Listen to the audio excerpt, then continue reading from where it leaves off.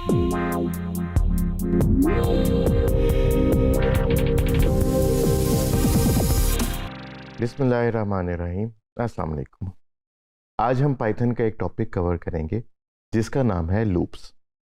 Loops programming languages में सबसे ज़्यादा यूज़ होने वाला कॉन्सेप्ट है, और लूप का कॉन्सेप्ट जैसे नाम से जाहिर है, ये कॉन्सेप्ट है कि हम किसी चीज़ को बार बार रिपीट करना चाहें। तो अगर हम कोई आउटपुट बार बार प्रिंट करना चाहते हैं तो हम उसको लूप लगा के बार बार प्रिंट कर सकते हैं। फॉर एग्ज़ाम्पल, हमने कोई सेंटेंस जो है वो 10 दफ़ा प्रिंट करना है, तो हम 10 प्रिंट की स्टेटमेंट्स लिख सकते हैं उस स्टेटमेंट को प्रिंट करने के लिए।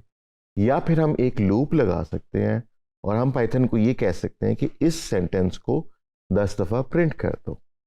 जैसे कई दफ़ा स्कूल में बच्चों को सज़ा के तौर पे बोर्ड पे लिखने के लिए कहा जाता है एक सेंटेंस मल्टीपल टाइम। तो लूप्स का बुनियादी मकसद ये है कि एक काम को बार बार करना, और उस काम को हमारे लिए आसान कर देता है लूप के स्टेटमेंट।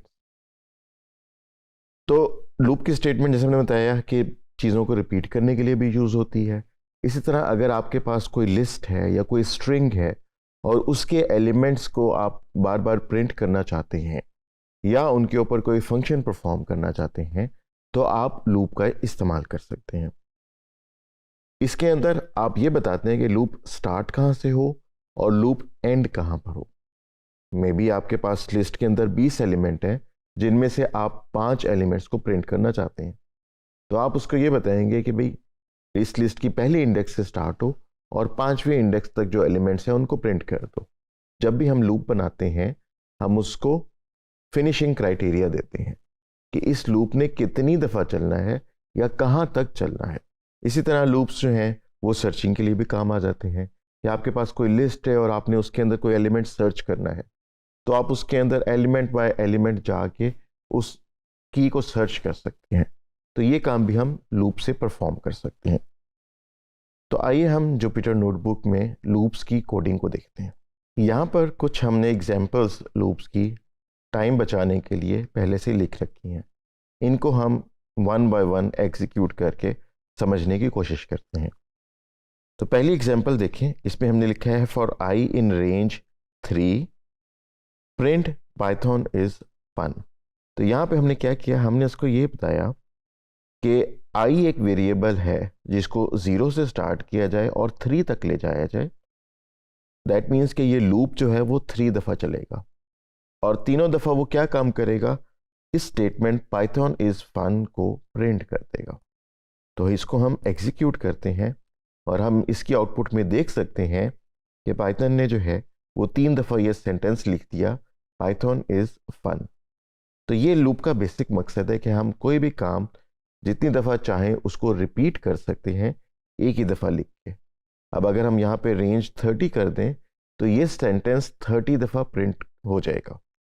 और सोचें अगर लूप ना होते तो फिर आपको 30 प्रिंट स्टेटमेंट्स लिखनी पड़ती। हम नेक्स्ट एग्जाम्पल पे जाते हैं। यहाँ पे हमने एक स्ट्रिंग वेरिएबल लिया जिसके अंदर हमने रखा पाइथन, और अब हम इसके ऊपर एक लूप लगा के इसको कैरेक्टर बाय कैरेक्टर प्रिंट कर सकते हैं। हमें पहले से पता है कि हम इस स्ट्रिंग को डायरेक्ट भी प्रिंट कर सकते हैं, लेकिन यहाँ पे हम लूप्स की प्रैक्टिस करना चाह रहे हैं, तो हम एक लूप लगा के इसको आइट्रेट करते हैं कैरेक्टर बाय कैरेक्टर। तो यहाँ पे हमने जब इसको एग्जीक्यूट किया तो हमें यह पता लगा कि उसने PYTHON इनको बारी बारी प्रिंट कर दिया। दिस शोज कि ये कैरेक्टर बाय कैरेक्टर इस स्ट्रिंग को प्रिंट कर रहे हैं। एक और चीज़ आप नोट करें कि जब भी हम कोई प्रिंट की स्टेटमेंट एग्जीक्यूट करते हैं तो उसके बाद नेक्स्ट प्रिंट स्टेटमेंट को वो नेक्स्ट लाइन से स्टार्ट करता है।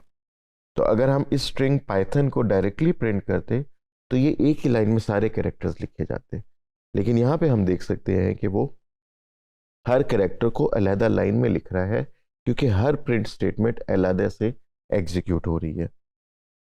अब हम नेक्स्ट एग्जांपल में चले जाते हैं। यहाँ पे हम क्या कर रहे हैं, हम एक मैट्रिक्स बना रहे हैं कुछ एलिमेंट्स की, और उस मैट्रिक्स के एलिमेंट्स को भी प्रिंट कर रहे हैं। तो यहाँ पे जब हमने इसको एग्जीक्यूट किया तो हम ये देख सकते हैं हमने आई की वैल्यू 4 रखी रोज इज इक्वल टू आई, इसका मतलब है रोज भी 4 हो गई, और कॉलम्स इज इक्वल टू आई यानी कॉलम्स भी प्रिंट हो गए। अब चूंकि हमारे पास 2 डायमेंशंस हैं, 2 वेरिएबल्स हैं, लिहाजा हम 2 लूप्स का इस्तेमाल करेंगे इनको प्रिंट करने के लिए। तो हमने एक मैट्रिक्स टाइप का वेरिएबल बनाया और ये बता दिया कि ये लिस्ट होगी। नेक्स्ट एग्जांपल जो हम देखते हैं, इसके अंदर हम इसको एग्जीक्यूट करते हैं तो हमारे पास एक बड़ा फेमिलियर सा पैटर्न बनता है जिसको हम कहते हैं पिरामिड पैटर्न ऑफ एस्टेरिक्स।